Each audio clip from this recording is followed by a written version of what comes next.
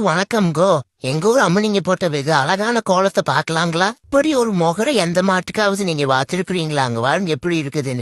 கடல்ல இருக்கிற அலையெல்லாம் என் முதுகுல இருக்குதுங்க. எந்த மாட்டு காலாவது மனுஷன் கை மாதிரி இருக்குமா? அங்க வாருங்க. அது கூட மன்னிச்சிடுங்க. ஆம்பளை மாடுக்கு எங்கேயாவது மடி இருந்து பார்த்திருக்கிறீங்களா? அது வயிற்றுல இருந்து பார்த்திருக்கிறீங்களா? இங்க வாருங்க. இத கூட என் மனச கல்லாக்கி போட்டு மாடுன்னு ஒத்துக்குறாங்க. அது என்ன கண்ணுக்குட்டி தலைகீழன்னு பால் குடிச்சிட்டு இருக்குது. இதுல முகரக்கட்டை கூட கொஞ்சம் நல்லா இருக்குதுன்னு வைங்க.